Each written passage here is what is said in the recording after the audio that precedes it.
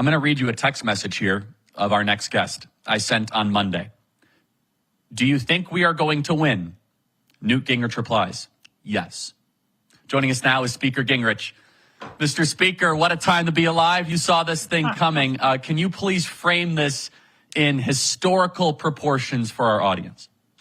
Sure. I mean, what you saw was an amazing coming together of two different realities. One was that the Democrats, both on performance and on policy and values, had failed, and the country knew it. On the other side, you had a candidate who had spent 9 years, had endured being shot, had endured being assaulted in every way you could by the left, had endured being lied by the media, and was still standing. And so the country said, in a dangerous world, who do I want to have as commander-in-chief? And partly Kamala Harris sort of disadvantaged herself because she was so shallow and so incompetent and so incapable of, explaining anything. On the other hand, I think people gradually came to conclude that Trump had been a pretty darn good president. Things had been a lot better. They could afford more gasoline, more groceries. They didn't have neighborhoods that were dominated by Venezuelan street gangs. And so there was a gradual shift all through October towards Trump, which frankly, a number of us expected. I remember at the convention back in Milwaukee, talking with Chris LaSavita, and we were just comparing notes about campaigns we'd been in, and we both thought, we're going to win this thing because both on performance and on values, the country's going to ultimately repudiate. Now, the big break, which you were a part of, let's be clear, the work you did, and I remember actually being with you at the convention and being on your program, the work you did at the grassroots, the people you turned out, the young people you engaged with debates, that was a big piece of this. The really big deal here, not only did Trump win, but he carried a majority of the American people. Yeah. The reason that matters is you get a moral authority. The American people will say, okay, he really is the president of the American people. And if you'll notice, the left has been much less strident since Election Day, much more confused, because I think he didn't just win, a plurality of the vote in the Electoral College. He won the whole thing. Dare I say it was a clean victory. We got it on election night, Mr. Speaker. On election night, we knew our winner. Not even in 2020, it took us 4 or 5 days. And so let me ask you, Mr. Speaker, as we analyze this phenomenon, the Trump movement, better with Black Americans, Hispanic Americans, young Americans, sweeping the Rust Belt, almost every county going substantially to the right. President Trump defied some entrenched GOP orthodoxy on major issues, specifically immigration and also trade. Can you talk about the realignment that we've occurred? Donald Trump won the most Hispanic county in America, Starr County, 98% Hispanic county. Well, when you think about all these Harvard and Yale elitists, what in a brilliant analysis, Scott Rasmussen called the 1%, the elite 1%, and their vision of the world, what you're seeing, and this is why you get the never Trumpers, what you're seeing is a profound breakup of the old Republican Party.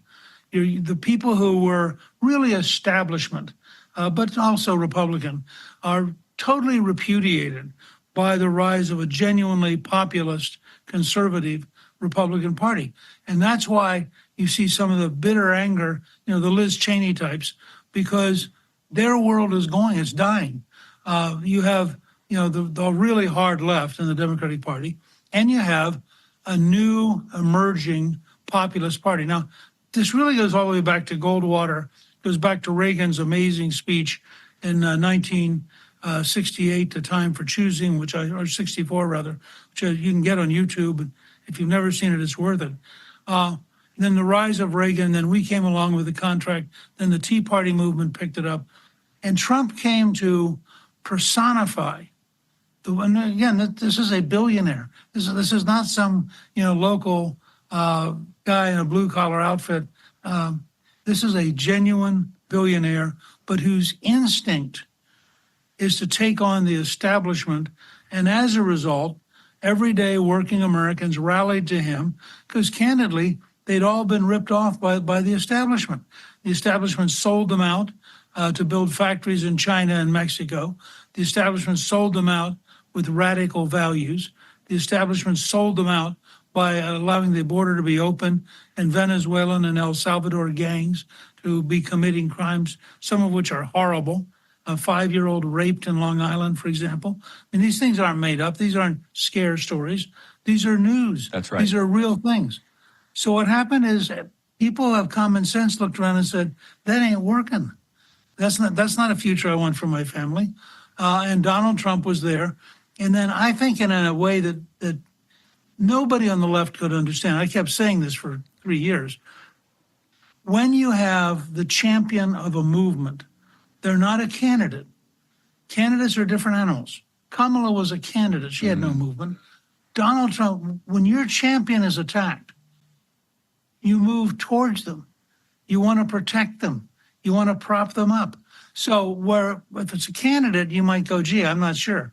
But if it's your champion, you are sure. And that's why every time the left cheated, every time from Russia to the FBI, to the investigations, to the 2 phony impeachments, to the phony lawfare, to being shot.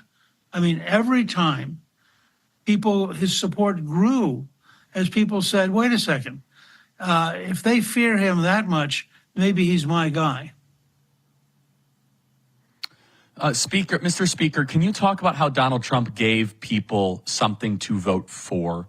It wasn't just that he was running against, but it was something to vote for. Minute and a half remaining, please. Well, first of all, he did 47 videos outlining a series of specific policies. Second, he put together a very clean, almost like Contract with America, a platform of 20 big ideas. Third, in every rally, he talked about principled ideas, stopping inflation, creating economic growth, controlling the border, et cetera. I mean, so if you look at who talked policy, it was Donald J. Trump. And the result was people said, and you got this all over and over again from focus groups, people who'd say, she's just babbling. She won't tell you what she really believes. You can't trust her. And then they would say about Trump, I don't always like what he does, but I love what he stands for. I love his policies, and I'm with him. And that got bigger and bigger in October, and you could really feel the momentum as people thought about it, and they moved to him. Mr. Speaker, we have you for another segment here, and it's just the historic proportion here is just remarkable.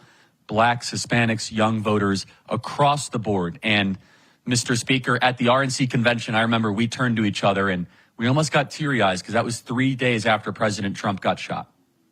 And I can't help but say that it was the hand of God on this movement. Can you comment on that very quickly in 1 minute, Mr. Speaker?